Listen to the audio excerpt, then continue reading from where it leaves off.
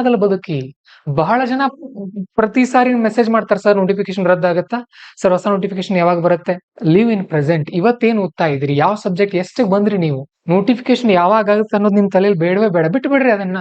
Start preparing. ಒಬ್ಬ ಹೊಸ ವಿದ್ಯಾರ್ಥಿ ತರ, ಒಬ್ಬ ಹೊಸ ಹುಮ್ಮಸ್ಸಿನಿಂದ, ಈಗ ಹೇಗೆ ಬೇಸಿಗೆ ಮುಗಿದು ಹೊಸ ಮುಂಗಾರು ಮಳೆ ಬರುತ್ತೆ ನೋಡ್ರಿ, ಆ ತರ ಹೊಸದಾಗಿ ತಯಾರಿ ಮಾಡ್ರಿ. ಆಗೋದಂತೂ ಖಚಿತ ಅಲ್ವಾ. ಈ ನೋಟಿಫಿಕೇಶನ್ ಇಲ್ವಾ, ಇದರ ವಿರುದ್ಧ ಸರ್ಕಾರ ಹೈಕೋರ್ಟ್ ಹೋಗುತ್ತೆ, ಸುಪ್ರೀಂ ಕೋರ್ಟ್ಗೂ ಕೂಡ ಹೋಗಬಹುದು. ಅದ್ರ ನಂತರ ಮತ್ತೊಂದು ನೋಟಿಫಿಕೇಶನ್ ಬಂದೇ ಬರುತ್ತಲ್ಲ ನಿಮ್ಗೆ. ಹಾಗಾಗಿ ಅದರ ತಯಾರಿಯನ್ನ ಆರಂಭ ಮಾಡ್ಬೇಕು ನೀವೀಗ. ಆಗಿ ಹೋಗಿರೋದ್ರ ಚಿಂತೆ ಬಿಟ್ಟು ಈಗ ಮುಂದೆ ಇರುವಂತಹ ದಾರಿಯನ್ನ ನೀವು ನೋಡ್ಕೊಳ್ಬೇಕು. ಅದನ್ನ ಯಾವ ತರ ಮಾಡ್ಬೇಕಂತ ನಾನು ನಿಮ್ಗೆ ಹೇಳ್ಕೊಡ್ತೀನಿ. ಮೊಟ್ಟ ಮೊದಲನೇದಾಗಿ ನಾವು ಪಾಂಚಜನ್ಯ IAS ನಲ್ಲಿ ನಾವು ಕೋಚಿಂಗ್ ಕೊಡೋದು ಕೇವಲ IAS ಪರೀಕ್ಷೆಗೆ ಮಾತ್ರ. ಯಾಕಂತ ಅಂದ್ರೆ ಕರ್ನಾಟಕದಲ್ಲಿ ಕನ್ನಡ ಮಾಧ್ಯಮದ ವಿದ್ಯಾರ್ಥಿಗಳಿಗೆ ಅಥವಾ ಇಂಗ್ಲಿಷ್ ಮಾಧ್ಯಮದಲ್ಲಿ ತಯಾರಿ ಮಾಡ್ತಾ ಇರೋ ಕೂಡ ಬೈಲಿಂಗ್ವಲ್ ಟೀಚಿಂಗ್ ಸಿಗ್ತಾ ಇಲ್ಲ. ಹಾಗಾಗಿ ನಾವು ಪ್ಯೂರ್ಲಿ IAS ಅಂತಾನೆ ಮೀಸಲಾಗಿದ್ದೀವಿ. ಈ KS ಹೋರಾಟದಲ್ಲಿ ನಾವು ತೊಡಗಿಸಿಕೊಂಡ ಕಾರಣ ಅಂತ ಅಂದ್ರೆ ಕನ್ನಡದಲ್ಲಿ ಸರಿಯಾಗಿ ಪ್ರಶ್ನೆ ಪತ್ರಿಕೆನ KPSC ಕೊಡ್ಲಿಲ್ಲ. ಆ ಕಾರಣಕ್ಕಾಗಿ ಅದರ ಬಗ್ಗೆ ನಾವು ಯೂಟ್ಯೂಬ್ ನಲ್ಲಿ ವಿಡಿಯೋ ಮಾಡಿದ್ವಿ. ಹಾಗಾಗಿ ಅದು ವಿದ್ಯಾರ್ಥಿಗಳನ್ನ ತಲುಪ್ತು. ಬೆಂಗಳೂರು ಹೋಗಿ ಪ್ರತಿಭಟನೆ ಮಾಡುವಂತಹ ಸನ್ನಿವೇಶಗಳು ನಮಗೆ ಬಂದು ಆಗ ಏನೇನ್ ಸಮಸ್ಯೆಗಳು ನಡೀತಾ ಇದೆ, KS ಪರೀಕ್ಷೆ ನನಗೆ ನಿಜ ಹೇಳ್ತೀನಿ, KS ಪರೀಕ್ಷೆ ಯಾವ ತರ ಇರುತ್ತೆ ಅನ್ನೋದು ಕೂಡ ಗೊತ್ತಿರಲಿಲ್ಲ. ಆದ್ರೆ ಯಾವಾಗ ಈ ಹೋರಾಟದಲ್ಲಿ ತೊಡಕೊಂಡ್ವಿ ನೋಡ್ರಿ, ಅವಾಗ ತಿಳ್ಕೊಂಡೆ ನಾನು KS ಪರೀಕ್ಷೆಯ ಬಗ್ಗೆ. ಹಾಗಂತ KS ಕೋಚಿಂಗ್ ಕೊಡ್ತೀವ ನಾವು? ಇಲ್ಲ. We are completely dedicated for IAS exam. IAS ಪರೀಕ್ಷೆಯಲ್ಲಿ ನಮ್ದು ಇಂತಿಷ್ಟು ಅಂತ ಟಾರ್ಗೆಟ್ ಇದೆ. ಅಷ್ಟು ರ್ಯಾಂಕ್ ಗಳು ಬರೋವರೆಗೂ ನಾವು ಬೇರೆ ಯಾವ ಎಕ್ಸಾಮ್ಗಳಿಗೂ ಕೂಡ ಕೈ ಹಾಕ್ತಾ ಇಲ್ಲ. ಆದ್ರೆ ನೀವು ನಿಮ್ಮ ತಯಾರಿಯನ್ನ UPSC ಟಾಪರ್ ತರಾನೇ ಮಾಡಬೇಕು. ಅದು ನಿಮ್ಮ ಮೊದಲ ಸ್ಟ್ರಾಟಜಿ. IAS ತಯಾರಿ ಮಾಡ್ತಾರಲ್ಲ ವಿದ್ಯಾರ್ಥಿಗಳು, ಅದೇ ತರ ನಿಮ್ ತಯಾರಿ ಇರಬೇಕು. ಅದ್ ಹೇಗೆ ಅಂತ ನಾನು ಮುಂದೆ ಹೇಳ್ತೀನಿ. ಯಾವ ತರ ಮೊಟ್ಟ ಮೊದಲು ನಿಮ್ ತಲೆಯಲ್ಲಿ ಇರಬೇಕಾದದಿಷ್ಟೇ, ಒಂದು ಸಬ್ಜೆಕ್ಟ್ ಅನ್ನ ತೆಗೆದುಕೊಳ್ಳೋದು, ಅದನ್ನ ಮುಗಿಸೋದು, ಒಂದು ಸಬ್ಜೆಕ್ಟ್ ತಗೊಳ್ಳೋದು, ಅದನ್ನ ಮುಗಿಸೋದು, ಒಂದು ಸಬ್ಜೆಕ್ಟ್ ತಗೊಳ್ಳೋದು, ಅದನ್ನ ಮುಗಿಸೋದು. ಹೀಗೆ ಎಲ್ಲಾ ಸೇರಿಸಿದ್ರೆ ನಿಮಗೆ KPSC ನಲ್ಲಿ ಸುಮಾರು ಒಂದು 20 ರಿಂದ 22 ಸಬ್ಜೆಕ್ಟ್ ಆಗುತ್ತೆ. ಅಷ್ಟು ಸಬ್ಜೆಕ್ಟ್ ಅನ್ನ ನೀಟಾಗಿ ಮುಗಿಸ್ಕೊಂಡ್ ಬಿಟ್ರಿ ಅಂತ ಅಂದ್ರೆ you can clear it very easily. ಇಷ್ಟು ಸಬ್ಜೆಕ್ಟ್ ಗಳಲ್ಲಿ ತುಂಬಾ ದೊಡ್ಡ ಸಬ್ಜೆಕ್ಟ್ ಗಳು ಅಂತಂದ್ರೆ 12 ಮಾತ್ರ. ಉಳಿದಿರೋ 10 ರಿಂದ 12 ಸಬ್ಜೆಕ್ಟ್ ತುಂಬಾ ಸುಲಭವಾಗಿಯೇ ಅವುಗಳನ್ನ ಮಾಡ್ಕೊಳ್ಬಹುದು ನೀವು ಆರಾಮಾಗಿ. ಅದನ್ನು ಕೂಡ ನಾನು ಹೇಳ್ತೀನಿ ನಿಮ್ಗೆ. ಓಕೆ, ಸೊ ಮೊದಲು ಈ ಗುರಿ ಇರ್ಬೇಕು ನಿಮ್ಗೆ. ಎಲ್ಲ ಅರ್ಧಮರ್ಧ ಮಾಡ್ತಾ ಹೋಗ್ಬಾರ್ದು. ಒಂದೊಂದು ಸಬ್ಜೆಕ್ಟ್ ಅನ್ನ ತಗೊಳ್ಬೇಕು, ಅದನ್ನ ನೀಟಾಗಿ ಮುಗಿಸ್ಕೊಳ್ಬೇಕು, ಮುಂದಿನ ಮಾಡ್ತಾ ಹೋಗ್ಬೇಕು. ಆಮೇಲೆ ಈಗ ಮುಖ್ಯವಾಗಿ ನಾನು ತಿಳಿದಿರೋ ಹಾಗೆ UPSC ಮತ್ತು KPSC ಗೆ ಇರುವಂತ ವ್ಯತ್ಯಾಸವನ್ನ ಈಗ ನೋಡೋಣ. ಯಾಕಂದ್ರೆ ಮುಂದೆ ಹೇಳೋಣಿದ್ದೀನಿ ನಾನು ನಿಮಗೆ ಏನು ಕಾರಣ, ಯಾವ ತರ ನಿಮ್ ತಯಾರಿ ಇರಬೇಕು ಅಂತ. ಅಂದ್ರೆ ಮೊದ್ಲೇನ್ ನೋಡಿ, UPSCಗೂ ಮತ್ತೆ KPSCಗೂ ಸಿಲೆಬಸ್ ಅಂತ ಬಂದ್ರೆ ಕರ್ನಾಟಕದ ಪರೀಕ್ಷೆ ಆಗಿರೋದ್ರಿಂದ ಕೆಲವೊಂದು ಸಬ್ಜೆಕ್ಟ್ ಗಳು ಪ್ರತ್ಯೇಕವಾಗಿವೆ. ಇಲ್ಲಿ UPSC ನಲ್ಲಿ ಆಪ್ಷನಲ್ ಅಂತ ಒಂದಿರುತ್ತೆ, ಆದ್ರೆ KPSC ನಲ್ಲಿ ಆಪ್ಷನಲ್ ಇಲ್ಲ. ಇದು ನಿಮ್ಮ ಮೊದಲ ಪ್ಲಸ್ ಪಾಯಿಂಟ್. ಹಾಗೇನೆ UPSC ನಲ್ಲಿ ನೋಟಿಫಿಕೇಶನ್ ಪ್ರತಿ ವರ್ಷ ಆಗತ್ತೆ, ಆದ್ರೆ KPSC ನಲ್ಲಿ 3-4 ವರ್ಷಗಳಿಗೆ ಒಂದ್ಸಾರಿ ಆಗತ್ತೆ.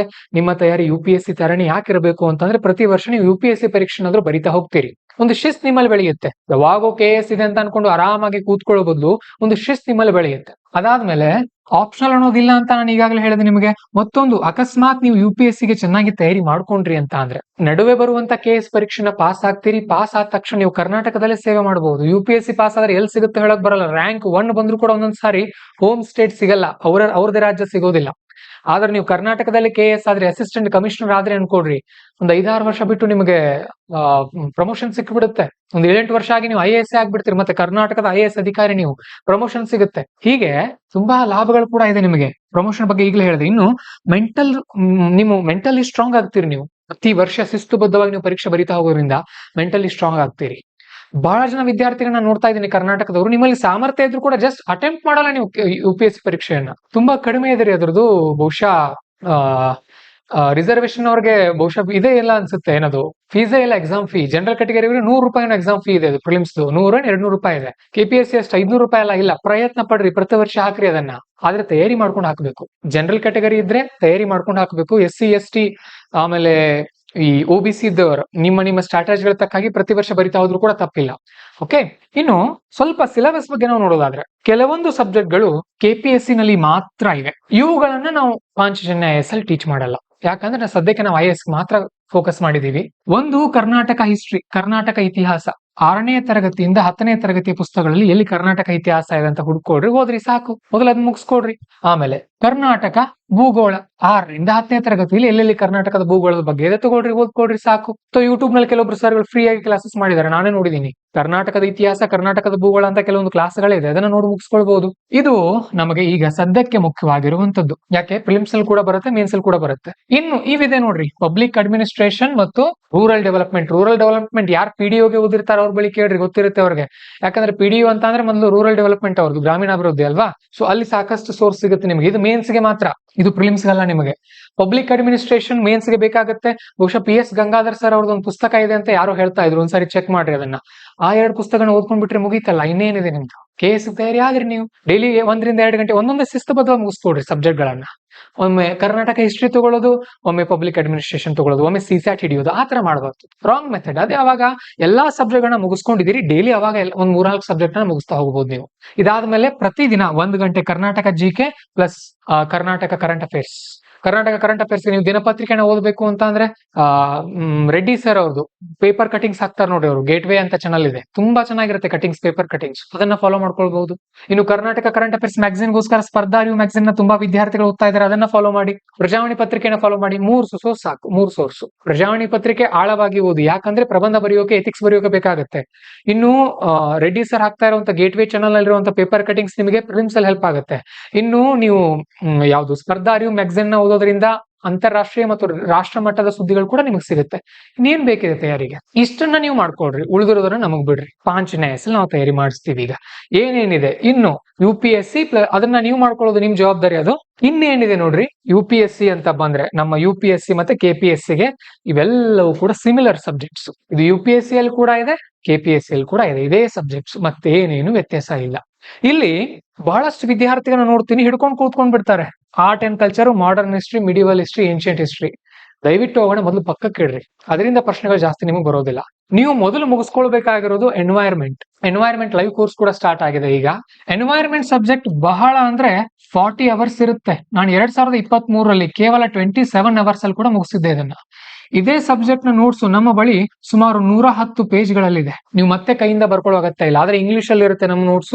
ಆ ಇಂಗ್ಲಿಷ್ ಪ್ರತಿಯೊಂದು ಪದಗಳನ್ನ ಓದಿ ಅರ್ಥವನ್ನು ಕೂಡ ನಾವು ಹೇಳ್ತಾ ಇರ್ತೀವಿ. ನೀವು ಸ್ಯಾಂಪಲ್ ಕ್ಲಾಸ್ ಇವತ್ತೇ ಯೂಟ್ಯೂಬ್ ಅಲ್ಲಿ ಅಪ್ಲೋಡ್ ಮಾಡಿದೀನಿ, ಒಂದ್ಸಾರಿ ಚೆಕ್ ಮಾಡಬಹುದು. 110 ಪುಟ ಒಂದು 20 ದಿನದಲ್ಲಿ ನೀವು ಪ್ರತಿದಿನ ಒಂದು 4-5 ಗಂಟೆ ಕೇಳ್ಕೊಂಡ್ರೆ, 4-5 ಗಂಟೆ ಪ್ರತಿದಿನ ಕೇಳಿದ್ರೆ 1 ವಾರದಿಂದ 10 ದಿನದಲ್ಲಿ ಮುಗೀತು ಎನ್ವೈರ್ಮೆಂಟ್. ಆ ನೋಟ್ಸ್ ಕೂಡ ನಾವು ಯಾವ ನೋಟ್ಸ್ ಕೊಡ್ತೀವಿ ಅದನ್ನೇ ಕ್ಲಾಸ್ ಅಲ್ಲಿ ಟೀಚ್ ಮಾಡ್ತೀವಿ ನಿಮಗೆ. ಎನ್ವೈರ್ಮೆಂಟ್ ರೆಡಿ ಆಯ್ತು ನಿಮ್ದು. ನೆಕ್ಸ್ಟ್ ಬನ್ನಿ, ಮ್ಯಾಪಿಂಗ್ ಕೋರ್ಸ್. ಮ್ಯಾಪಿಂಗ್ ಸುಮಾರು ಇದು 240 ಪುಟಗಳ ನೋಟ್ಸ್ ಇದೆ ನಮ್ದು. ಸುಮಾರು 60 ಅವರ್ಸ್ ಅಲ್ಲಿ ನಾವು ಕವರ್ ಮಾಡಿದೀವಿ.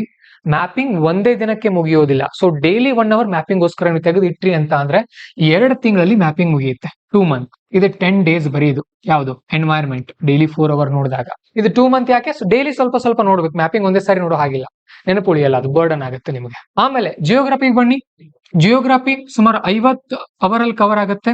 ಇದಕ್ಕೆ ನಾವು 11th 12th standard NCERT cover ಮಾಡಿದೀವಿ. ಸುಮಾರು 300 ಪುಟಗಳ ನೋಟ್ಸ್ ಇದೆ. ಪ್ರತಿದಿನ ನೀವು 4 ಗಂಟೆ ಇದನ್ನು ಕೂಡ ಕೇಳ್ಕೊಂಡ್ರೆ ಸುಮಾರು 12 ದಿನದಲ್ಲಿ ಮುಗೀತು. ಇದು ಕೂಡ ಪ್ರತಿದಿನ 4 ಗಂಟೆ ಜಿಯೋಗ್ರಫಿ ಕೇಳ್ಕೊಂಡ್ರೆ 12 ದಿನದಲ್ಲಿ ಮುಗಿದು ಹೋಗುತ್ತೆ. ಆಮೇಲೆ ಪಾಲಿಟಿ ಬಗ್ಗೆ ಅಂತೂ ಹೇಳೋ ಮಾತಿಲ್ಲ. ಬಹಳಷ್ಟು ಜನ ಯೂಟ್ಯೂಬ್ ಅಲ್ಲಿ ನೋಡ್ತಾ ಇದ್ದೀರಿ, ಫ್ರೀ ಆಗಿದೆ. 5 IAS ಕ್ಲಾಸಸ್ ಕ್ವಾಲಿಟಿ ನೀವು ಚೆಕ್ ಮಾಡಬೇಕು ಅಂತ ಅಂದ್ರೆ ಫ್ರೀ ಆಗಿನೇ ಇದೆ. ಇನ್ನು ಎಲ್ಲಾ ಸಬ್ಜೆಕ್ಟ್ ನೀವೇ ಟೀಚ್ ಮಾಡ್ತೀರಾ ಸರ್ ಅಂದ್ರೆ ಇಲ್ಲ, ನಮ್ಮಲ್ಲಿ ಗೆಸ್ಟ್ ಫ್ಯಾಕಲ್ಟಿಗಳು ಕೂಡ ಇರ್ತಾರೆ. ನಾನ್ ಟೀಚ್ ಮಾಡಿರೋ ಸಬ್ಜೆಕ್ಟ್ಸು ಇರುತ್ತೆ. ಕೆಲ ವಿದ್ಯಾರ್ಥಿಗಳಿಗೆ ಆ ಸರ್ ಲೆಕ್ಚರ್ಸ್ ಇಷ್ಟ ಅಂದ್ರೆ ಅವ್ರದ್ದು ಕೊಡ್ತೀವಿ. ಇಲ್ಲ ಸರ್ ಪ್ರವೀಣ್ ಸರ್ ನೀವೇ ಮಾಡಿರೋ ಕ್ಲಾಸ್ ಬೇಕಂದ್ರೆ ನಾನ್ ಮಾಡಿರೋದು ಕೊಡ್ತೀನಿ. ನಿಮಗೆ ಇಷ್ಟ ಆಗಿರೋದನ್ನ ನೀವು ಚೂಸ್ ಮಾಡ್ಕೊಳ್ಬಹುದು. ಓಕೆ, ಸೊ ಈಗ ಪಾಲಿಟಿ ಕ್ಲಾಸಸ್ ಜಸ್ಟ್ 23 ಕ್ಲಾಸ್ ಅಲ್ಲಿ ಮುಗಿಸಿದೀವಿ. 46 ಅವರ್ಸ್ ಇದೆ. ಇದು ನೋಟ್ಸ್ ಎಲ್ಲ ಸೇರಿದ್ರೆ 180 ಪುಟದ ನೋಟ್ಸ್ ಇದೆ. ಇದನ್ನು ಕೂಡ ನೀವು ಸುಮಾರು 10 ರಿಂದ 12 ದಿನದಲ್ಲಿ ಮುಗಿಸ್ಕೊಳ್ಬಹುದು. ಮತ್ತೆ ಒಂದು ವಿಶೇಷ ಏನು ಗೊತ್ತಾ, 5 IAS ನಲ್ಲಿ ನೀವು ಆ ನೋಟ್ಸ್ ಓದೋವಾಗಲೇ ಅಂಡರ್ಲೈನ್ ಮಾಡ್ಕೊಳ್ತಾ ಹೋಗ್ತೀರಿ. ಅದೇ ನೋಟ್ಸ್ ಅನ್ನ 10 ಸಾರಿ ರಿವಿಷನ್ ಮಾಡ್ಕೊಳ್ಳೋದು ನೀವು. ಮತ್ತೇನು ಬೇಡ ಎಕ್ಸ್ಟ್ರಾ. ಕೈಯಿಂದ ಪ್ರಿಲಿಮ್ಸ್ ನೋಟ್ಸ್ ಮಾಡ್ಲೇಬಾರ್ದು ಸದ್ಯಕ್ಕೆ, ಟೈಮ್ ಇಲ್ಲ ನಿಮ್ ಬಳಿ ಅಷ್ಟು. ಇನ್ ಎಕನಾಮಿ ಅಂತ ಬಂದ್ರೆ ಸೇಮ್, ಇದು ಕೂಡ ಸುಮಾರು 46 ಅವರ್ ಅಲ್ಲಿ ಮುಗಿದಿದೆ. ಎಕನಾಮಿಕ್ ಸುಮಾರು 300 ಪುಟದ ನೋಟ್ಸ್ ಇದೆ, ಬಟ್ ಅದನ್ನ ಶಾರ್ಟ್ ಆಗಿ ಮಾಡಿದ್ರೆ ತುಂಬಾ ಕಡಿಮೆನೇ ಇದೆ. ಅದನ್ನು ಕೂಡ ನೀವು ಸೇಮ್ 10 ರಿಂದ 12 ದಿನದಲ್ಲಿ ಮುಗಿಸ್ಕೊಳ್ಬಹುದು, 10 to 12 ಡೇಸ್. ಸೊ ನೋಡ್ರಿ, ಇದು 10 ದಿನ ಇದೊಂದು 12 ದಿನ ಒಂದು 40 ಎಲ್ಲ ಸೇರಿದ್ರೆ ಒಂದು 50 ದಿನಾನೇ ಅನ್ಕೊಡ್ರಿ. ಅಂದ್ರೆ 2 ತಿಂಗಳು, 2 ಮಂತ್ಸ್. 2 ಮಂತ್ ಅಲ್ಲಿ ನಿಮ್ದು ಈ ಕಡೆ ಎನ್ವೈರನ್ಮೆಂಟ್ ಮುಗೀತು, ಮ್ಯಾಪಿಂಗ್ ಮುಗೀತು. ಮ್ಯಾಪಿಂಗ್ ಡೈಲಿ 1 ಅವರ್ ಕೇಳ್ತಾ ಇದ್ರಿ. Environment, mapping, geography, polity, economy 5 subject ಗಳು ಮುಗೀತು. ಕನಿಷ್ಠ ಈ ಸಬ್ಜೆಕ್ಟ್ ಗಳಿಂದ ಪ್ರಶ್ನೆ ಎಷ್ಟು ಕೇಳ್ತಾರೆ ಗೊತ್ತಾ? ಕನಿಷ್ಠ ಎನ್ವೈರನ್ಮೆಂಟ್ ಇಂದ 10ರಿಂದ 15 ಪ್ರಶ್ನೆಗಳು ಇದ್ದೇ ಇರುತ್ತೆ. ಮ್ಯಾಪಿಂಗ್ ನಿಂದ ಒಂದು 4ರಿಂದ 5 ಪ್ರಶ್ನೆಗಳು, ಜಿಯೋಗ್ರಫಿಯಿಂದ ಒಂದು 15ರಿಂದ 20 ಪ್ರಶ್ನೆಗಳು. ಯಾಕಂದ್ರೆ ಕರ್ನಾಟಕ ಪ್ಲಸ್ ಭಾರತದ ಜಿಯೋಗ್ರಫಿ ಅಂತ ತಗೊಂಡ್ರೆ. ಪಾಲಿಟಿಯಿಂದ 15ರಿಂದ 20 ಪ್ರಶ್ನೆಗಳು, ಎಕನಾಮಿಯಿಂದ 15ರಿಂದ 20 ಪ್ರಶ್ನೆಗಳು ನೇರವಾಗಿ ಬರುತ್ತೆ ನಿಮ್ಗೆ. ಇಷ್ಟೆಲ್ಲ ಮುಗಿಸ್ಕೊಂಡ್ರಿ ನೀವು. ಪ್ರಶ್ನೆಗಳನ್ನ ಹೇಳ್ತಾ ಇದ್ದೀನಿ ನಾನು, ಮಾರ್ಕ್ಸ್ ಅಲ್ಲ. ಮಾರ್ಕ್ಸ್ ಅಂದ್ರೆ ಇದ್ರ ಡಬಲ್ ಆಗುತ್ತೆ ಮತ್ತೆ. ಅರ್ಥ ಆಗ್ತಾ ಇದೆ ನಿಮಗೆ? ಎಷ್ಟರಲ್ಲಿ ಮುಗಿಸ್ಕೊಂಡ್ರಿ ಇದನ್ನ? ಜಸ್ಟ್ 2 ತಿಂಗಳಲ್ಲಿ. ಫುಲ್ ಟೈಮ್ ಸ್ಟಡಿ ಮಾಡೋರು, ಪಾರ್ಟ್ ಟೈಮ್ ಸ್ಟಡಿ ಮಾಡೋರಿಗೆ 3 ತಿಂಗಳು ಬೇಕಾಗಬಹುದು. ಸ್ವಲ್ಪ ಕಡಿಮೆ ಆಗುತ್ತೆ ನಿಮ್ದು. ನಿಮ್ಮ ಸ್ಟಡಿ ಶೆಡ್ಯೂಲ್ಗೆ ತಕ್ಕ ಹಾಗೆ ನೀವು ತಯಾರಿ ಮಾಡ್ಕೊಳ್ಳೋದು. ಇನ್ ನೆಕ್ಸ್ಟ್ ಮಾಡರ್ನ್ ಹಿಸ್ಟ್ರಿ ಒಂದು 40 ಅವರ್ಸ್ ತಗೊಂಡ್ರಿ. ಇದು ಕೂಡ 10 ಡೇಸ್. ಆರ್ಟ್ ಅಂಡ್ ಕಲ್ಚರ್ ಇದು ಒಂದು 10 ಡೇಸ್. ಅಂದ್ರೆ ಇನ್ನು ಒಂದು 15ರಿಂದ 20 ದಿನದಲ್ಲಿ ನಿಮ್ದು ಮಾಡರ್ನ್ ಹಿಸ್ಟ್ರಿ ಕೂಡ ಮುಗಿಯುತ್ತೆ, ಆರ್ಟ್ ಅಂಡ್ ಕಲ್ಚರ್ ಕೂಡ ಮುಗಿಯುತ್ತೆ. ಆಮೇಲೆ ಬರೋದು science and technology. Science and ಟೆಕ್ನಾಲಜಿಗೆ UPSC ನಲ್ಲಿ ಅವರು ಕರೆಂಟ್ ಅಫೇರ್ಸ್ ಜಾಸ್ತಿ ಕೇಳ್ತಾರೆ. ಬಟ್ ಇದರಲ್ಲಿ KS ನಲ್ಲಿ ನಿಮ್ಮ ಕರ್ನಾಟಕದ ಪುಸ್ತಕಗಳನ್ನ ಒಂದ್ ಸ್ವಲ್ಪ 8th to 10th ಸ್ಟ್ಯಾಂಡರ್ಡ್ ನೀವು ಓದ್ಕೊಂಡ್ರೆ ಒಳ್ಳೇದು. ಇದು ಕೂಡ ಸುಮಾರು ನಮ್ದು 40 ಅವರ್ಸ್ ಕ್ಲಾಸಸ್ ಇದೆ. 10 ಡೇಸ್ ಅಲ್ಲಿ ಸೈನ್ಸ್ ಅಂಡ್ ಟೆಕ್ನಾಲಜಿ ಕೂಡ ಮುಗಿಸ್ಕೊಳ್ಬಹುದು ನೀವು. ಹೀಗೆ ಒಂದೊಂದೇ ಸಬ್ಜೆಕ್ಟ್ ನ ಮುಗಿಸ್ಕೊಳ್ತಾ ಹೋಗೋದು. ಡೈಲಿ 4 ಅವರ್ ಎನ್ವೈರನ್ಮೆಂಟ್ ನೋಡೋದು, ಕ್ಲಾಸ್ ಕೇಳೋದು, 1 ಅವರ್ ಮ್ಯಾಪಿಂಗ್ ಮಾಡೋದು. 5 ಅವರ್ ಕ್ಲಾಸ್ ಆಯ್ತು, ಸಾಕು. ಆಮೇಲೆ ಓದೋದು ಅದನ್ನ. ಒಂದು 2 ಅವರ್ ಎನ್ವೈರನ್ಮೆಂಟ್ ಓದೋದು, 1 ಅವರ್ ಮ್ಯಾಪಿಂಗ್ ಓದೋದು. 8 ಅವರ್ ಆಯ್ತಲ್ಲ, ಇನ್ನು 1 ಅವರ್ ಕರೆಂಟ್ ಅಫೇರ್ಸ್ ಗೆ ಕೊಡ್ರಿ. ಟಾರ್ಗೆಟ್ ಹಾಕೊಡ್ರಿ. ಹೀಗೆ ವಾರದಲ್ಲಿ ಒಂದಿನ ಬ್ರೇಕ್ ತಗೊಳ್ರಿ. ಈ ತರ ತಯಾರಿ ಮಾಡ್ತಾ ಹೋಗ್ಬೇಕು ನೀವು. ಅದಾದ್ಮೇಲೆ ಸಿಸ್ಯಾಟ್ ನಲ್ಲಿ ತುಂಬಾ ಜನ ಏನ್ ಮಾಡ್ತಾರೆ, ತುಂಬಾ ಟೈಮ್ ಕೊಡ್ತಾರೆ. UPSC ಗೆ ತುಂಬಾ ಮುಖ್ಯ ಇದು. ಬಟ್ KS ನಲ್ಲಿ ನಿಮಗೆ ಕೇಳೋದು 30 ಪ್ರಶ್ನೆಗಳು ಏನೋ ಕೇಳ್ತಾರೆ. ಈಗಿಲಿಂದಾನೆ ಎಷ್ಟೆಷ್ಟು ವೀಕ್ ಇದ್ರಿ ಯಾವ ಸಬ್ಜೆಕ್ಟ್ ನಲ್ಲಿ, ಯಾವ್ದ್ರಿಂದ ಪ್ರಶ್ನೆಗಳು ಬರಬಹುದು, ನೀವು ಯಾವ್ದ್ರಲ್ಲಿ ತುಂಬಾ ಸ್ಟ್ರಾಂಗ್ ಇದ್ರಿ ಅದನ್ನ ಮಾತ್ರ ಮಾಡ್ಕೊಂಡು ಬಿಟ್ಕೊಳ್ರಿ. ಎಲ್ಲ ಸಿಸ್ಯಾಟ್ ಅನ್ನ ಮಾಡ್ತೀನಿ ಅಂತ ಕೂತ್ಕೊಳ್ಳಕ್ ಹೋಗ್ಬೇಡ್ರಿ. ನಿಮ್ಗೆ ಇಷ್ಟ ಇರುವಂತ ಟಾಪಿಕ್ಸ್, ಈಸಿ ಆಗಿರುವಂತ ಟಾಪಿಕ್ಸ್ ಅದ್ರಲ್ಲಿ ಪರ್ಫೆಕ್ಟ್ ಆಗ್ರಿ. ಇನ್ ಮಂತ್ಲಿ ಕರೆಂಟ್ ಅಫೇರ್ಸ್ ಗೆ vision IS monthly magazine analysis ನಾವು ಮಾಡ್ತಾ ಇರ್ತೀವಿ. ಅದನ್ನ ಫಾಲೋ ಮಾಡ್ಕೊಂಡು ಹೋಗಬಹುದು. ಅದಾದ್ಮೇಲೆ ದ ಹಿಂದೂ ಅನಾಲಿಸಿಸ್ ಕೂಡ ಪ್ರತಿದಿನ ಮಾಡ್ತೀವಿ. ಒಂದು 15 ನಿಮಿಷ ಡಬಲ್ ಸ್ಪೀಡ್ ಇಟ್ಕೊಂಡು ಕೂಡ ನೋಡಬಹುದು. ನೋಡದೇ ಇದ್ರು ಕೂಡ ನಡೆಯುತ್ತೆ. KPSC ಗೆ ಹಿಂದೂ ಅನಾಲಿಸಿಸ್ ಇಷ್ಟ ಆಗತ್ತೆ ಇಲ್ಲ. ಸ್ಪರ್ಧಾರಿಯು ಮ್ಯಾಗಝಿನ್ ನ ಓದ್ತಾ ಇದ್ರೆ, ಪ್ರಜಾವಾಣಿ ಓದ್ತಾ ಇದ್ರೆ ಸಾಕು ನಿಮಗೆ. ಇದನ್ನ ನೀವು ಬೇಕಾದ್ರೆ ಕ್ಯಾನ್ಸಲ್ ಮಾಡ್ಕೊಳ್ಬಹುದು. ಒಂದು ಕ್ಲಾರಿಟಿ ಸಿಗ್ತಾ ನಿಮಗೆ. ಇದು ಸಂಪೂರ್ಣ ಪ್ರಿಲಿಮ್ ಸ್ಟ್ರಾಟಜಿ ನಿಮ್ದು. ಇಷ್ಟು ಮೊದಲು ನೀಟಾಗಿ ಮುಗಿಸ್ಕೊಳ್ಳೋದು. ಇಷ್ಟು ಮುಗಿಸೋಕೆ ಎಷ್ಟು ಟೈಮ್ ಬೇಕಾಗುತ್ತೆ ನಿಮಗೆ? ಒಂದು 3 ತಿಂಗಳು ಅಲ್ವಾ? ಆದ್ರೆ ಈ ತರ ತಯಾರಿ ಮಾಡಬಾರ್ದು ನೀವು. ಈಗ ಅಕಸ್ಮಾತ್ ನೋಟಿಫಿಕೇಶನ್ ಆಯ್ತು ಅನ್ಕೊಳ್ಳೋಣ. ಈಗ ಉದಾಹರಣೆಗೆ ಇವತ್ತು ನಾವು ಜೂನ್ ಅಲ್ಲಿ ಇದೀವಿ. ನೋಟಿಫಿಕೇಶನ್ ಆಯ್ತು. ಯಾವಾಗ ಪರೀಕ್ಷೆ ಅಂತ ಹೇಳಿದ್ರು? ಜೂನ್, ಜುಲೈ, ಆಗಸ್ಟ್ ಕೊನೆಗೆ ಪರೀಕ್ಷೆ ಅಂತ ಹೇಳಿದ್ರೆ ಅನ್ಕೊಳ್ಳೋಣ. ಬಟ್ ಪರೀಕ್ಷೆ ಅಷ್ಟಕ್ಕಾಗತ್ತಾ? ಗ್ಯಾರಂಟಿ ಏನು? ಈಗಾಗಲೇ ನೀವೆಲ್ಲ ಸಬ್ಜೆಕ್ಟ್ ಸ್ವಲ್ಪ ಓದಿದಿರಿ. ಸೊ ಇದ್ರ ಜೊತೆ ಏನ್ ಮಾಡ್ಬೇಕಿಲ್ಲಿ ನೀವು 3 ಅವರ್ ಪ್ರಿಲಿಮ್ಸ್ ಸಬ್ಜೆಕ್ಟ್ ಕೇಳಬೇಕು, 2 ಅವರ್ ಮೇನ್ಸ್ ಸಬ್ಜೆಕ್ಟ್ ಇದ್ರ ಜೊತೆ ಸೇರಿಸ್ಕೊಳ್ಬೇಕು. 1 ಅವರ್ ಮ್ಯಾಪಿಂಗ್ ಅಂತೂ ಇದ್ದೇ ಇರುತ್ತೆ. ಅದ್ರ ಜೊತೆ ಮ್ಯಾಪಿಂಗ್ ಅನ್ನ ಹೇಗಾದ್ರೂ ಮಾಡಿ ಮುಗಿಸ್ಕೊಡ್ರಿ. ಅದನ್ನ ಮೊದಲು ಇಂಡಿಯನ್ ಮ್ಯಾಪಿಂಗ್ ಮುಗಿಸ್ಕೊಡ್ರಿ, ಆಮೇಲೆ ವರ್ಲ್ಡ್ ಮ್ಯಾಪಿಂಗ್ ಮಾಡ್ರಿ. Indian mapping Praveen sir classes ಅಂತ ಇದೆ, ಆಮೇಲೆ ವರ್ಲ್ಡ್ ಮ್ಯಾಪಿಂಗ್ ನಲ್ಲಿ ನವೀನ್ ಸರ್ ಕ್ಲಾಸಸ್ ಅಂತ ಇದೆ. ಅದನ್ನ ಮುಗಿಸ್ಕೊಳ್ಬಹುದು. ಸರಿ, ಅದಾದ್ಮೇಲೆ ಮೇನ್ಸ್ ಸಬ್ಜೆಕ್ಟ್ ಗಳು ಬರುತ್ತೆ. ತುಂಬಾ ಅಂದ್ರೆ ತುಂಬಾ ಈಸಿ ಆಗಿರುವಂತ ಸಬ್ಜೆಕ್ಟ್ ಗಳು. ಡೆಡ್ ಈಸಿ, ನಿಜ ಹೇಳ್ತೀನಿ ನಿಮ್ಗೆ ಓದೋಕೆ ಬರೆಯೋಕೆ ಬಂದ್ರೆ ಸಾಕು ಮೇನ್ಸ್ ಅಂತ ಅಂದ್ರೆ. ಬಟ್ ಡೈಲಿ ಪ್ರಜಾವಾಣಿ ಓದಿದಾಗ ಆ ಸ್ಕಿಲ್ ನಿಮಗೆ ಬರುತ್ತೆ. ಹೇಗೆ? ಯಾವ ಸಬ್ಜೆಕ್ಟ್ಸ್ ಇದೆ ಮೇನ್ಸ್ ಅಲ್ಲಿ ನೋಡ್ರಿ. ಸೇಮ್ ಟು ಸೇಮ್ UPSC ನಲ್ಲಿ ಕೂಡ ಸೋಷಿಯಲ್ ಇಶ್ಯೂಸ್ ಇದೆ, KPSC ಅಲ್ಲಿ ಕೂಡ. ಈ ಸೋಷಿಯಲ್ ಇಶ್ಯೂಸ್ ಎಲ್ಲ ಸೇರಿಸಿದ್ರೆ ಒಂದು 20 ಅವರ್ಸ್ ಅಲ್ಲಿ ಮುಗಿಸ್ಕೊಳ್ಬಹುದು. ಇದನ್ನ 20 ಅವರ್ಸ್ ಅರೌಂಡ್ 150 ಪೇಜಸ್ ನೋಟ್ಸ್ ಇದೆ ನಮ್ದು. ಕನ್ನಡ ಇದು ನೋಡ್ರಿ. Social issues, social justice, internal security, disaster management, post independence history, governance, IR, ethics, S A. ಇಷ್ಟು ನೋಟ್ಸ್ ಕನ್ನಡದಲ್ಲಿ ನಮ್ಮ ಬಳಿ ಲಭ್ಯ ಇದೆ. ನಮ್ಮ ಪಾಂಚಜನ್ಯ ಆಪ್ ಅಲ್ಲಿ ಸಿಗುತ್ತೆ ನಿಮಗೆ ನೋಟ್ಸ್ ಸೆಕ್ಷನ್ ಅಲ್ಲಿ. ನೀವು ಫೌಂಡೇಶನ್ ಕೋರ್ಸ್ ಆಗಿದ್ರೆ ನೋಟ್ಸ್ ನಾವು ಅದರಲ್ಲಿ ಜೊತೆ ಸೇರಿಸ್ಕೊಡ್ತೀವಿ. ಆಮೇಲೆ ಪಾಲಿಟಿ ನೋಟ್ಸ್ ಇದೆ, ಎಕನಾಮಿ ಮೇನ್ಸ್ ನೋಟ್ಸ್ ಇದೆ, ಎನ್ವೈರ್ಮೆಂಟ್ ಮತ್ತೆ ಜಿಯೋಗ್ರಫಿ ನೋಟ್ಸ್ ಇದೆ. ಎನ್ವೈರ್ಮೆಂಟ್ ರೆಡಿ ಆಗ್ತಾ ಇದೆ. ಹಿಸ್ಟ್ರಿದು ಮತ್ತೆ ಆರ್ಟ್ ಅಂಡ್ ಕಲ್ಚರ್ ಇದು ನೋಟ್ಸ್ ರೆಡಿ ಇದೆ. ಇದೊಂದು ಸ್ವಲ್ಪ ರೆಡಿ ಆಗ್ತಾ ಇದೆ. ನಮಗೆ ಟೈಮ್ ಬೇಕಷ್ಟೇ. ಎಲ್ಲ ರೆಡಿ ಮಾಡಿದೀವಿ, ನಿಮಗೋಸ್ಕರನೇ ರೆಡಿ ಮಾಡಿರೋದು. ಯಾಕಂದ್ರೆ ನಾನು ತಯಾರಿ ಮಾಡುವಾಗ ನನಗೆ ಏನೂ ಸಿಗ್ಲಿಲ್ಲ, ನಿಜ ಹೇಳ್ತೀನಿ. ಮಾರ್ಗದರ್ಶನ ಕೂಡ ಸಿಗ್ಲಿಲ್ಲ, ನೋಟ್ಸ್ ಕೂಡ ಸಿಗ್ಲಿಲ್ಲ. ಬಟ್ ಎಲ್ಲ ನಿಮ್ ಮುಂದೆ ನಾವು ರೆಡಿ ಮಾಡಿ ಕೊಟ್ಟಿದೀವಿ. ಅರ್ಥ ಆಯ್ತಾ? ಸೊ ಈಗ ಸೋಷಿಯಲ್ ಇಶ್ಯೂಸ್ 150 ಪುಟ ಇದೆ. ಕನ್ನಡ ಎಷ್ಟು ಸ್ಪೀಡ್ ಆಗಿ ಓದಬಹುದು ನೀವು ಹೇಳ್ರಿ? ಒಂದು ಪೇಜ್ ಓದೋಕೆ 2 ರಿಂದ 3 ನಿಮಿಷ ಅಷ್ಟೇ. ಏನ್ ಸೋಷಿಯಲ್ ಇಶ್ಯೂಸ್ ಅಂದ್ರೆ ಏನಿರುತ್ತೆ? ಭಾರತದ ಸಮಾಜ. ಒಂದು 5-6 ಪೇಜ್ ಕಂಟೆಂಟ್ ಇರುತ್ತೆ. ಅದರಲ್ಲಿ ಇಂಪಾರ್ಟೆಂಟ್ ಪಾಯಿಂಟ್ ಅಂಡರ್ಲೈನ್ ಮಾಡ್ಕೊಂಡು ಓದ ತಕ್ಷಣ ಒಂದು ಟಾಪಿಕ್ ಮೇಲೆ 1 ಪೇಜ್ ನೋಟ್ಸ್ ಮಾಡ್ಕೊಳ್ಳೋದು. ಈ 150 ಪುಟ ಇರುವಂತ ನೋಟ್ಸ್ ಅನ್ನ ನೀವಷ್ಟೇ ಒಂದು 20 ರಿಂದ 25 ಪುಟದ ಶಾರ್ಟ್ ನೋಟ್ಸ್ ಮಾಡ್ಕೊಳ್ಳೋದು. ಇದು ನಿಮ್ ಕೆಲಸ. ಆಮೇಲೆ ಸೋಷಿಯಲ್ ಜಸ್ಟಿಸ್ ಒಂದು 40 ಅವರ್ಸ್ ಕ್ಲಾಸ್ ಇದೆ. ಇದು ಕೂಡ ಸುಮಾರು 150 ಪುಟದ ನೋಟ್ಸ್. ಇಂಟರ್ನಲ್ ಸೆಕ್ಯೂರಿಟಿ ಕೇವಲ 15 ಅವರ್ ಕ್ಲಾಸ್. ಇದು ಸುಮಾರು 60 ರಿಂದ 70 ಪೇಜ್ ನೋಟ್ಸ್ ಇದೆ. ಇದು ಡಿಸಾಸ್ಟರ್ ಮ್ಯಾನೇಜ್ಮೆಂಟ್ 15 ಅವರ್ ಕ್ಲಾಸ್. ನೋಡ್ರಿ, ಇಷ್ಟಿಷ್ಟಲ್ಲೇ ಮುಗಿದು ಹೋಗಿದೆ ಇದು. Post independence only 10 hour class, around 40 page notes ಇದೆ. ಅದಾದ್ಮೇಲೆ ಗವರ್ನೆನ್ಸ್ ಈಗ ಮಾಡ್ಕೊಡ್ತೀವಿ ಅದನ್ನ. IR ಕೂಡ ಸುಮಾರು 30 ಅವರ್ಸ್ ಕ್ಲಾಸ್ ಇದೆ. ಎಥಿಕ್ಸ್ ಕೂಡ DK ಬಾಲಾಜಿ ಸರ್ ಅವರು ಶಾರ್ಟ್ ನೋಟ್ಸ್ ಮಾಡಿದೀವಿ. ಅದ್ರ ಜೊತೆಗೆ ಪ್ರಜಾವಾಣಿ ಓದಬೇಕು. ಎಸ್ಎ ಕ್ಲಾಸಸ್ ತುಂಬಾ ನೀಟ್ ಆಗಿದೆ. ಪ್ರಜಾವಾಣಿ ಕೂಡ ಅದ್ರ ಜೊತೆ ತಯಾರಿ ಮಾಡ್ಬೇಕಾಗುತ್ತೆ. ಎಸ್ಎ ಮತ್ತು ಎಥಿಕ್ಸ್ ಚೆನ್ನಾಗಿ ಆಗ್ಬೇಕು ಅಂದ್ರೆ ಪ್ರಜಾವಾಣಿ ನೋಡ್ಲೇಬೇಕು. ಇನ್ನು ಎಥಿಕ್ಸ್ ಪಾಂಜನ IAS YouTube channel free course ಇದೆ, ಅದನ್ನು ಕೂಡ ಮಾಡ್ಕೊಳ್ಬಹುದು ನೀವು. ಅರ್ಥ ಆಗ್ತಾ ಇದೆಯಾ? ಸೊ ಈ ತರ ಇವೆಲ್ಲ ಮೇನ್ಸ್ ಗೆ ಬೇಕಾಗುತ್ತೆ. ಜೊತೆಗೆ ಇವನ್ನು ಕೂಡ ಮೇನ್ಸ್ ಅಲ್ಲಿ ಕೇಳ್ತಾರೆ. ಇವುಗಳ ಬಗ್ಗೆ ಆಳವಾದ ಜ್ಞಾನ ನಿಮ್ಗೆ ಇರಬೇಕು. ಅದಕ್ಕೋಸ್ಕರ ನೋಟ್ಸ್ ಗಳನ್ನ ಓದ್ಕೊಳ್ಬೇಕು. ಮೊದಲು ಪ್ರಿಲಿಮ್ಸ್ ಅಲ್ಲಿ ಕ್ಲಾಸ್ ಕೇಳಿರ್ತೀರಿ, ಇಲ್ಲಿ ಮತ್ತೆ ಇವುಗಳಿಗೆ ಎಕ್ಸ್ಟ್ರಾ ಕ್ಲಾಸ್ ಆಗತ್ತೆ ಇಲ್ಲ. ಇದು ಎಕನಾಮಿಕ್ ಡೆವಲಪ್ಮೆಂಟ್ ಒಂದು ಬೇಕಾಗುತ್ತೆ. ಉಳಿದಿರೋದನ್ನ ನೀವು ನೋಟ್ಸ್ ಓದ್ಕೊಂಡು ಹೋದ್ರು ಕೂಡ ಸಾಕಾಗುತ್ತೆ. ಅರ್ಥ ಆಗ್ತಾ ಇದೆಯಾ? ಸೊ ಹೀಗೆ ನಿಮ್ಮ ತಯಾರಿ ಆಗ್ಬೇಕು. ಇವು ಎಲ್ಲಾ ಸಬ್ಜೆಕ್ಟ್ ಗಳನ್ನ ನೀವು ಶಿಸ್ತುಬದ್ಧವಾಗಿ ರೆಡಿ ಮಾಡ್ಕೊಂಡಾಗ ನಿಮ್ಗೆ ಗೊತ್ತಾಗುತ್ತೆ. ಒಂದು ಕ್ಲಾರಿಟಿ ಇರ್ಬೇಕು ನಿಮಗೆ. ನಾನು ಈ ಸಬ್ಜೆಕ್ಟ್ ಮುಗಿಸ್ಕೊಂಡಿದ್ದೀನ, ಎಷ್ಟು ನೋಟ್ಸ್ ಇದೆ ನನ್ನ ಬಳಿ, ಇದು ಸಾಕಾಗತ್ತಾ ಅಂದಾಗ ಎಕ್ಸಾಮ್ ಅನ್ನ ಕ್ಲಿಯರ್ ಮಾಡಬಹುದು. ಹೇಗೇಗೋ ಹೋದ್ರಿ, ಹೇಗೋ ಕೋಚಿಂಗ್ ಕ್ಲಾಸ್ ಅಲ್ಲಿ ಕೂತ್ರಿ, ಏನೇನೋ ಮಾಡಿದ್ರಿ ಅಂತ ಅಂದ್ರೆ ಆಗಲ್ಲ. ಇನ್ನು ಬಹಳಷ್ಟು ಜನ ವಿದ್ಯಾರ್ಥಿಗಳು ಏನ್ ಮಾಡ್ತಾರೆ, ಟೆಸ್ಟ್ ಸಿರೀಸ್ ನೋಡಿ. ಟೆಸ್ಟ್ ಸಿರೀಸ್ ನೀವು ಯಾವಾಗ ಜಾಯಿನ್ ಆಗ್ರಿ ಅಂತ ಅಂದ್ರೆ ಪ್ರಿಲಿಮ್ಸ್ ಸಿಲೆಬಸ್ ಕಂಪ್ಲೀಟ್ ಮುಗಿಸ್ಕೊಂಡಿದೀರಿ ಅಂತಂದ್ರೆ ಪ್ರಿಲಿಮ್ಸ್ ಟೆಸ್ಟ್ ಸಿರೀಸ್ ಬರೀರಿ, ಇಲ್ಲ ಅಂದ್ರೆ ಬರೀಲಿಕ್ಕೆ ಹೋಗ್ಬೇಡ್ರಿ. ಸರಿ, ಹಾಗಾದ್ರೆ ಏನ್ ಮಾಡೋದು ಸರ್? ಡೈಲಿ ಅರ್ಧ ಗಂಟೆ UPSC ಮತ್ತೆ KPSC PYQ ಸ್ಟಡಿ ಮಾಡ್ರಿ. ಯಾವ ಟಾಪಿಕ್ ನಿಂದ ಪ್ರಶ್ನೆ ಕೇಳ್ತಾ ಇದಾರೆ ನೋಡ್ರಿ UPSC ನಲ್ಲಿ, KPSC ನಲ್ಲಿ. ಈಗ ಕೆಲವೊಂದು ಪಾಲಿಟಿ ಪ್ರಶ್ನೆಗಳಿದ್ವಲ್ಲ, ಡೈರೆಕ್ಟ್ UPSC ಇಂದ ಕಾಪಿ ಪೇಸ್ಟ್ ಮಾಡಿತ್ತು KPSC ಮೊನ್ನೆ. ಹಾಗಾಗಿ ಟೆಸ್ಟ್ ಸಿರೀಸ್ ಬಗ್ಗೆ ಮೊದಲು ತಲೆ ಕೆಡ್ಸ್ಕೊಳಿಕ್ ಹೋಗ್ಬೇಡ್ರಿ. ಬರಿಬೇಕದನ್ನ ನೀವು ಶಿಸ್ತುಬದ್ಧವಾಗಿ ರೆಡಿ ಮಾಡ್ಕೊಂಡ್ಮೇಲೆ ಬರಿಬೇಕು. ಅದನ್ನ ಸುಮ್ನೆ ಹೋಗಿ ಟೆಸ್ಟ್ ಸಿರೀಸ್ ಜಾಯ್ನ್ ಆಗೋದು ಆಮೇಲೆ ಬರೆಯೋ ಹಾಗಿಲ್ಲ, ಆತರ ಮಾಡಬಾರ್ದು. ಆಮೇಲೆ ಮೇನ್ಸ್ ಟೆಸ್ಟ್ ಸಿರೀಸ್ ಮೊದಲು ಒಂದ್ಸಾರಿ ಸಿಲೆಬಸ್ ಮುಗಿಸ್ಕೊಡ್ರಿ, ನೀಟಾಗಿ ಸಿಲೆಬಸ್ ಮುಗಿಸ್ಕೊಡ್ರಿ. ಆಮೇಲೆ ಮೇನ್ಸ್ ಟೆಸ್ಟ್ ಸಿರೀಸ್ ಕೂಡ ಬರಿಬಹುದು ಪರೀಕ್ಷೆ ಬಂದಾಗ. ಪ್ರಿಲಿಮ್ಸ್ ಮುಗಿದ ಮೇಲೆ ಅದೇ ಕೆಲಸ ಇರುತ್ತೆ ನಿಮಗೆ ಅಲ್ವಾ? ಟೈಮ್ ಟೇಬಲ್ ಕೂಡ ಕೊಡ್ತಾರೆ ನಿಮ್ಗೆ. ಬಹಳಷ್ಟು ಸಂಸ್ಥೆಗಳಿದೆ. ಟೆಸ್ಟ್ ಸಿರೀಸ್ ನೀವು ಎಲ್ಲಿ ಬೇಕಾದ್ರೆ ಜಾಯ್ನ್ ಆಗ್ರಿ, ನೋ ಪ್ರಾಬ್ಲಮ್. ಚೆನ್ನಾಗಿ ಇವ್ಯಾಲ್ಯೂಯೇಷನ್ ಮಾಡಿ ಕೊಡ್ತಾರೆ ನಿಮ್ಗೆ. ಬಟ್ ಕ್ಲಾಸಸ್ ಅಂತ ಬಂದಾಗ, ನೋಟ್ಸ್ ಅಂತ ಬಂದಾಗ ತುಂಬಾ ಥಿಂಕ್ ಮಾಡಿ, ತುಂಬಾ ಆಲೋಚನೆ ಮಾಡಿ ನೀವು ಕ್ಲಾಸಸ್ ಅನ್ನ ತೆಗೆದುಕೊಳ್ಬೇಕು. ಸುಮ್ನೆ ಹೋಗಿ ಮೇನ್ಸ್ ಟೆಸ್ಟ್ ಸಿರೀಸ್ ಫೀಸ್ ಕಟ್ಟೋದು ಆಮೇಲೆ ಬರೆಯೋ ಹಾಗಿಲ್ಲ, ಆತರ ಮಾಡಬಾರ್ದು. ಯಾಕಂದ್ರೆ ನಾನು ನಿಮ್ ಹಾಗೇನೆ UPSC mains test series join ಆಗಿ ಬರೀಲಿಕ್ಕೆ ಆಗಿಲ್ಲ ನನಗೆ. ಯಾಕಂದ್ರೆ ನೋಟ್ಸ್ ಇರ್ಲಿಲ್ಲ ನಮ್ ಬಳಿ. ಆಮೇಲೆ ಗೊತ್ತಾಯ್ತು, ಓಹೋ ನೋಟ್ಸ್ ತುಂಬಾ ಮುಖ್ಯ ಆಗುತ್ತೆ ಇಲ್ಲಿ ಅಂತ. ಸರಿ, ಹಾಗಾದ್ರೆ ಯಾವ ತರ ಇದಕ್ಕೆ ತಯಾರಿ ಮಾಡಬೇಕು, ಏನೇನ್ ಇರ್ಬೇಕು ನಿಮ್ ಬಳಿ ಸೋರ್ಸು? ನಾನು ಪಾಂಚನ IAS ನಲ್ಲಿ ಯಾವ್ಯಾವ ಕೋರ್ಸ್ ಗಳಿದೆ ಅನ್ನೋದ್ರ ಬಗ್ಗೆ ಇಲ್ಲಿ ಮಾಹಿತಿ ಕೊಡ್ತೀನಿ. ಮೊದಲನೇದಾಗಿ ಏಕಲವ್ಯ ಪ್ಲಸ್ ಅಂತ ಒಂದು ಕೋರ್ಸ್ ಇದೆ. ಏಕಲವ್ಯ ಪ್ಲಸ್ ಕೋರ್ಸ್ ನಲ್ಲಿ ನಿಮಗೆ ಪ್ರಿಲಿಮ್ಸ್ ಮಾತ್ರ ಬೇಕು ಅನ್ನೋರು ಪ್ರಿಲಿಮ್ಸ್ ಅಷ್ಟೇ ಜಾಯ್ನ್ ಆಗ್ಬೋದು. 5,000 ರೂಪಾಯಿ ಕೋರ್ಸ್ ಬೆಲೆ ಇದೆ. ಇಲ್ಲ ಪ್ರಿಲಿಮ್ಸ್ ಪ್ಲಸ್ ಮೇನ್ಸ್ ಎರಡು ಸೇರಿ ನಮಗೆ ಬೇಕು ಅಂತ ಅಂದ್ರೆ 9,999 ಇದ್ರ ಬೆಲೆ ಇದೆ.